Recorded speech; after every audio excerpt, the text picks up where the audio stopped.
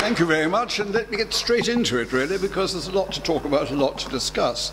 May I stress my views are my own, not the Better Government Initiative's, except where I do cite them and say it's theirs. The Better Government Initiative reaches very different conclusions from Richard on what is wrong with British government, and therefore on the constitutional changes needed.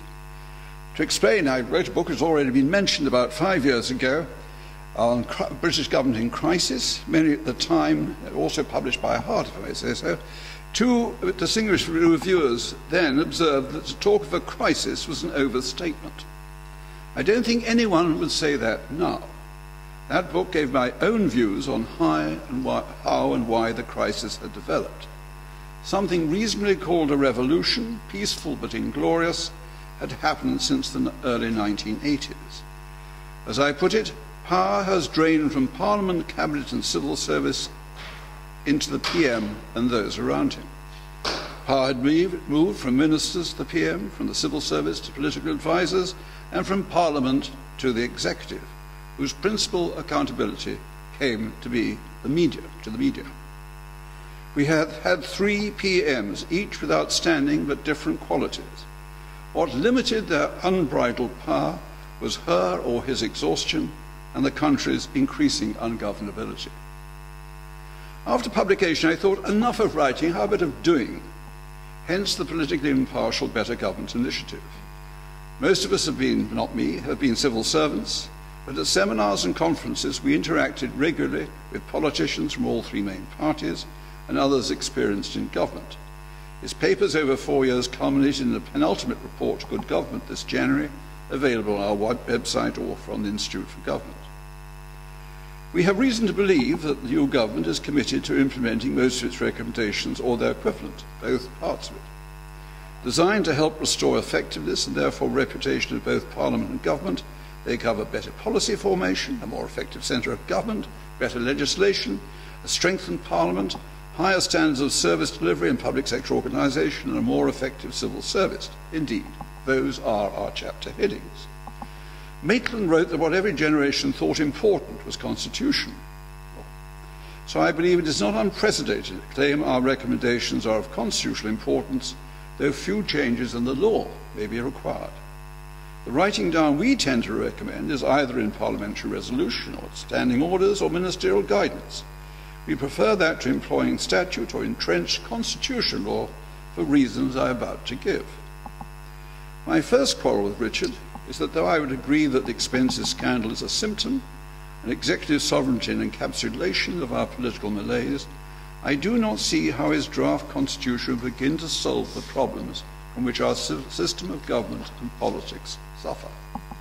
I admire the sweep of his recommendations, the detail into which he goes, but all reveal the difficulty, I would say the impracticality, of his wish to base the repair of British politics on a codified, let's talk about a codified rather than a written constitution, but many things are written down. It's codification that we're really talking about here. Moreover, I will argue the kind of codified constitution he describes will make matters worse. But even if he and we had the same constitutional priorities, I would challenge the desirability of a codified constitution. These arguments are my own, not BGI's. The first argument against a codified constitution surely is that the enormous cost in time and money, including the opportunity cost, is not justified by the potential benefits.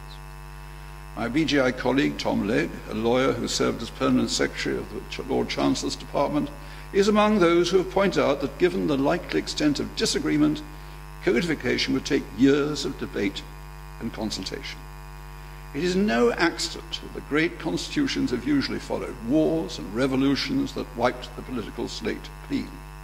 We are spared that necessity. If the political classes really had the stamina to pursue the project through all those years, it would occupy so much parliamentary and ministerial time and energy as to create a serious hindrance to the ordinary tasks of government, especially during what promises to be a lengthy fiscal crisis. Of course, this consideration would not justify abandoning the project if it were otherwise deemed absolutely necessary in the public interest. But reading Richard's draft constitution strengthens my view that that case is not made out. Not only because of the sheer multitude of topics within it, but because so much is left out, including, as it happens, almost everything the BGI believes essential to the salvation of Parliament and our system of government.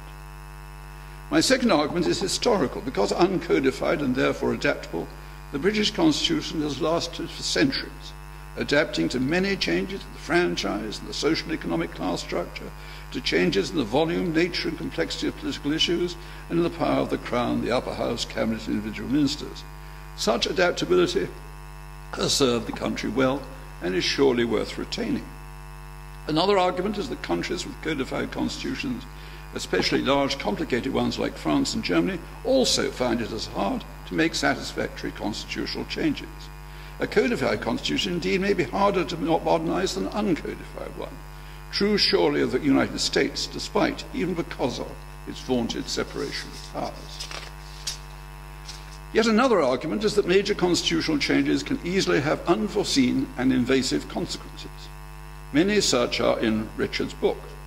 But to mention only one, PR. The BGI regards this as a political decision, different forms conferring different political advantages. As we are politically impartial, it is not for us. However, the outcome of the last election provides relevant evidence of how difficult it can be to deal with the extensive consequences of change. A frequent normal consequence of PR has been coalition government. Unexpectedly, we have it without PR. The BGI welcomes coalition government because it believes the process changes it argues are vital to good government, or more likely to be a consequence, even a prerequisite of it. But suddenly we see the transformation needed in political and government behaviour to make coalition government work. Okay. The last argument for a codified constitution, pleasing some more than others, is that it will mean more judicial review. I do not believe Richard has made the case for its desirability. We in the BGI are acutely aware of the need for greater powers to oversee the executive and enhance Parliament.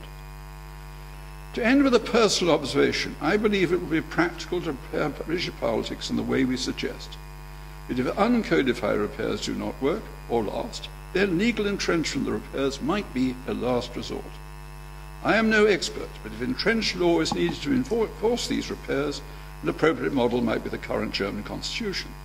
Based on the British constitution, but adapted for federal government, it was given codified form and subjected to intensive processes of judicial review to prevent the recurrence of its predecessor's version by a far worse dictator than any we have elected.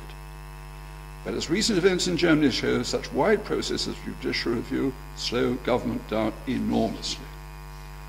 Therefore, I maintain that the main argument for a codified constitution is that one has failed to establish the changes needed without it. Or worse, the political decision-making is so volatile that too many unplanned constitutional changes are attempted without sufficient thought for the possible consequences. May I end with a quotation Richard makes from Lord Newburger, with which you will not be surprised to learn I am in full agreement.